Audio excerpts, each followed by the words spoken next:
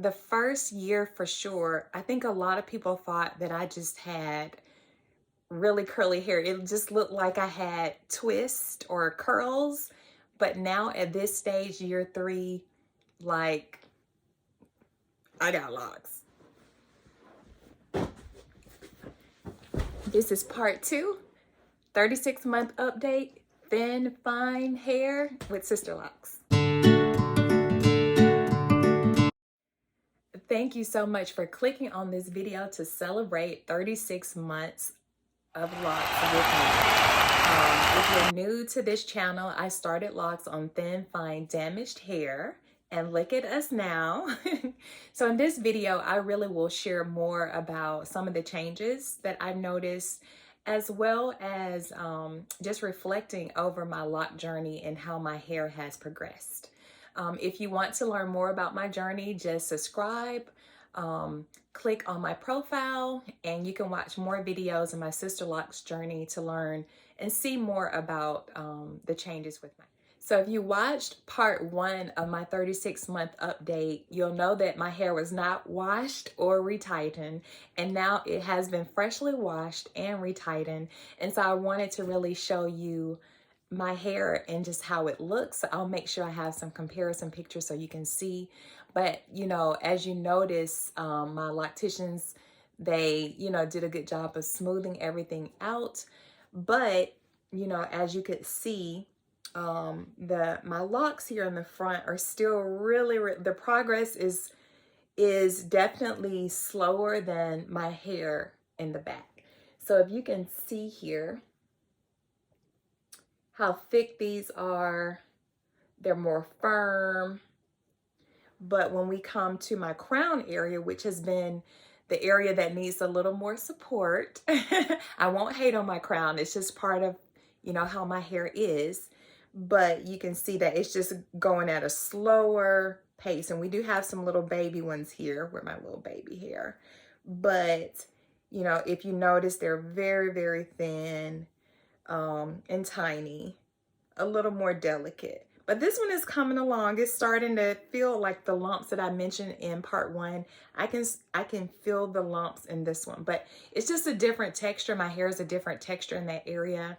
And so I can definitely tell the difference in that. So what about you?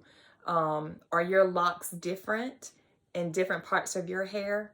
Like for me, my crown area, that area is progressing more slowly than the back. What about you? Are your locks progressing at a different rate? Make sure you let me know in the comments. Do you do a lot of different styles? Honestly, you know, one of the reasons I like the idea of locks is because I'm a low maintenance person. Like I'm not high maintenance at all. And so that's the beauty, part of the beauty of locks for me is just being low maintenance. So I really normally will do like a headband like I'm wearing today, or I'll just do a side part with a bobby pin. Like pretty simple. And lately I've been wearing like pulling it back into a ponytail now that I have a little more hang time. But that's about all I do as far as styles. And I still have to braid and band my crown area, even though I am 36 months, just because that hair, my hair in that area is softer and finer. And so it still will slip out some parts of it. So I have to be very careful when I wash and secure it. And then, so like at my retightening appointment, there were a couple of locks that had to be reinstalled. So still at 36 months, I'm still braiding and banding this part. I just have to be very careful with that part of my hair. It's just a little more delicate. So yeah. So my lock journey, like it really inspired me because the thing I kept telling myself was, I wish I knew this when I was younger. And I just didn't realize that it would be such an emotional experience having locks. You know, I had been natural, but I was still straightening my hair a lot, and that actually damaged and changed my curl pattern a little bit. But having a lock journey is a whole new thing. It's a whole nother level of being natural. And so I just really wanted to think through and document the process, because at some points in my journey, and please comment below, let me know if you had similar thoughts. You know, I was just so used to putting product in my hair that I really did not know my true hair. Like, I didn't know the color of it. I didn't know how it felt without product, really, because I was always either adding something to it or manipulating it. And that's something where locks has really helped me embrace how my hair feels, you know, how it looks. And so because of that, though, I really just wanted to do something for the lock community as far as processing those emotions that you have when you're in your lock journey. And so I actually designed and published this lock journey journal. It is available on Amazon, and I'll make sure I put the link in the description. But it's so neat. It has like your lock establishment date, this journal belongs to. But what's really good about it is that it, you know, has some positive motivation, hair motivation, and then there are some writing prompts.